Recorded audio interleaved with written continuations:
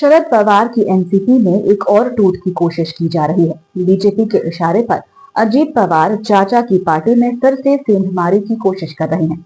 दरअसल शरद पवार की पार्टी के जितने सांसद और विधायक हैं, वो अजीत पवार को लेकर सहानुभूति रखते हैं, क्योंकि लंबे समय तक अजीत पवार ही महाराष्ट्र में एनसीपी का संगठन देखते रहे। इसलिए राज्य के अधिकांश नेता उनके सीधे संपर्क में बने रहते थे। लेकिन जब अजीत पवार ने बगावत की तो एनसीपी नेताओं का बंटवारा हो गया। दोनों ही गुट के नेता अजीत और शरद पवार का पूरा सम्मान करते हैं। अजीत गुट के नेता शरद पवार पर हमला करने से बचते हैं, तो शरद गुट के नेता अजीत पवार पर डायरेक्ट हमला नहीं करते हैं, जिसके बाद ये संभावना बनी रहती है कि दोनों गुट सिर्फ एक हो सकते हैं। अजीत पवार की तरफ से तो लगातार कोशिश हो रही है, लेकिन शरद पवार एनडीए के साथ जाने को तैयार नहीं है और इसी के चलते मामला फंसा हुआ है। तो क्या ऑफर दिया है बीजेपी ने शरद पवार को? आज हम इसी सवाल पर करेंगे बात। नमस्कार, आपके साथ मैं दिबुश्री भट्टाचार्य गोस्वामी। सबसे पहले हम बात करते हैं कि आखिर बीजेपी की तरफ से शरद पवार को ऑफर क्या दिया जा रहा है। सीनियर पवार की उम्र 83 साल हो चुकी है। साफ है कि उम्र अब इतनी हो गई है कि वो सड़क पर संघर्ष करने की इजाजत नहीं दे रही है। लेकिन शरद पवार की लोकप्रियता अभी भी महाराष्ट्र में बनी हुई है और यही कारण है कि अजीत पवार की तरफ से अभी भी शरद पवार की तस्वीरों का इस्तेमाल किया जा रहा है। बीजेपी की तरफ से शरद पवार को साथ आने का न्योता दिया गया है। बीजेपी नेताओं का मानना है कि इस समय शरद पवार की पार्टी बैकफुट पर है। विधानसभा चुनाव में उसे करारी हार मिली है। वोट शेयर से लेकर सीटों के मामले तक वो 6वें नंबर की पार्टी बन गई है, जबकि शरद पवार की पार्टी अभी तक टॉप 4 में रही है। 2004 के विधानसभा चुनाव में तो वो महाराष्ट्र की नंबर 1 पार्टी बन गई थी। ऐसे में 20 साल में पहले नंबर से 6वें नंबर पर पहुंचना शरद पवार को भी परेशान कर रहा है। इस बीच बीजेपी की तरफ से एनसीपी को बड़ा ऑफर दिया गया है।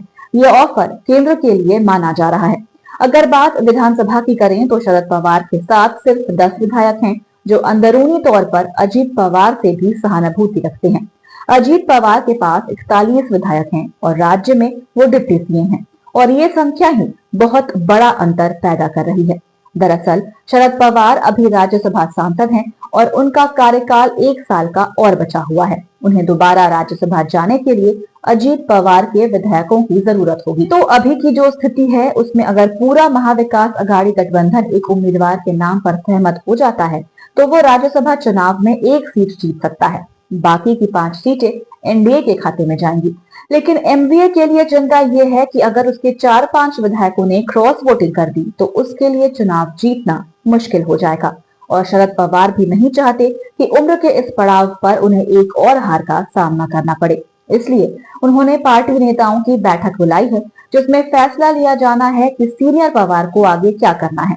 शरद पवार को इस बात का एहसास है कि अगर वो अजीत से मदद मांगे तो आसानी से राज्यसभा चुनाव जीत जाएंगे। लेकिन विचारधारा का मामला बीच में आ रहा है, क्योंकि शरद पवार बीजेपी के साथ जाने को तैयार नहीं है, तो दूसरी तरफ अजीत पवार ने तो साफ कह दिया है कि राजनीति में अब विचारधारा का ज्यादा महत्व नहीं बचा है।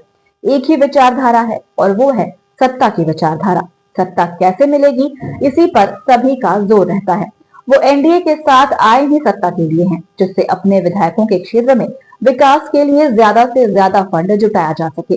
दरअसल एनसीपी के अगर दोनों गुटों को जोड़ दिया जाए तो उनके पास 20% के करीब वोट हो जाता है। निकाय चुनाव आने वाला है। अगर एनसीपी एकजुट होकर चुनाव लड़ती है तो बड़ी ताकत बनकर सामने आएगी, नहीं तो अस्तित्व बचाने की लड़ाई लड़ेगी, क्योंकि निकाय चुनाव में इस बार सभी दल अलग अलग लड़ने की तैयारी कर रहे हैं।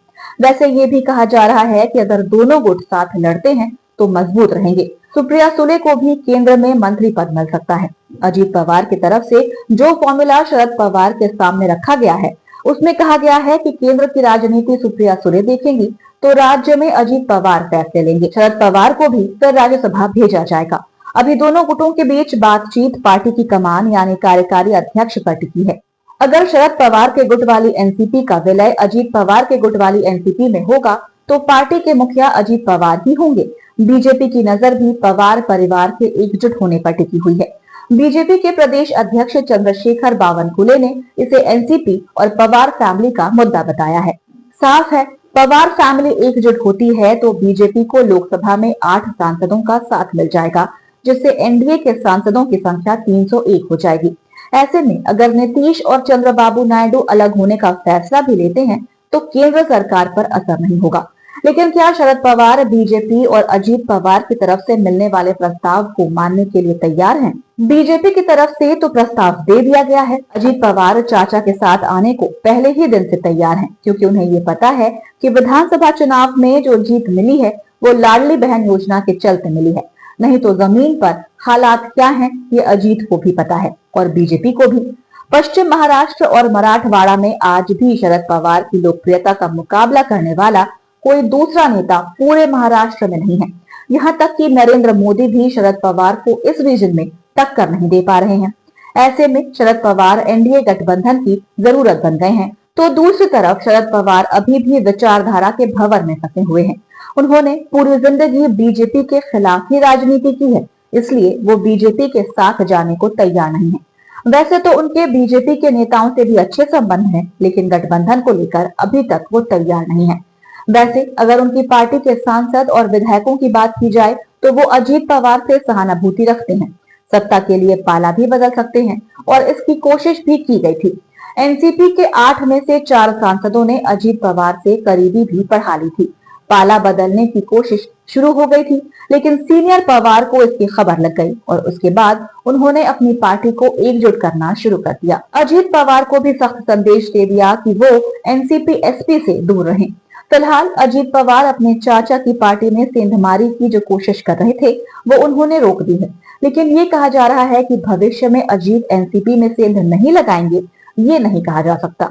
शरद पवार को भी इसका एहसास है कि उनके सांसद सत्ता में भागीदारी चाहते हैं, विधायक भी सत्ता चाहते हैं और सबसे बड़ी बात तो ये है कि अगले 5 साल तक सत्ता में बीजेपी को ही रहना है, चाहे राज्य का मामला हो या केंद्र का। यानी 5 साल तक तो किसी तरह का बदलाव एनसीपी नेताओं को नहीं दिख रहा है। ऐसे में ये कहा जा रहा है कि बीजेपी के इशारे पर एक बार फिर से शरद पवार की पार्टी तोड़ने की कोशिश की जा सकती है। अभी शरद पवार ने अपनी पार्टी को बचा लिया है, लेकिन आगे भी वो इसमें कामयाब रहेंगे, इस पर सवाल है। ऐसे में शरद पवार को मजबूत रणनीति बनानी होगी। वो विचारधारा को तो पकड़े हुए हैं, लेकिन उन्हें ये एहसास भी है कि सामने बीजेपी है जो उनकी पार्टी को तोड़ने की एक बार फिर कोशिश शुरू कर चुकी है। पीएम मोदी भले ही शरद पवार को अपना राजनीतिक गुरु बताते हैं, लेकिन वो गुरु को ही कमजोर करने की कोशिश भी कर रहे हैं। तो आपको हमारा ये वीडियो कैसा लगा हमें कमेंट करके अपनी राय जरूर दीजिएगा। अगर आप ये वीडियो फेसबुक पर देख रहे हैं तो हमारे पेज को लाइक करें और अगर आप ये वीडियो यूट्यूब पर देख रहे हैं तो हमारे चैनल को सब्सक्राइब करना ना भूलें और देखते रहिए द धाकड़ न्यूज और बेल आइकन दबाना ना भूलें।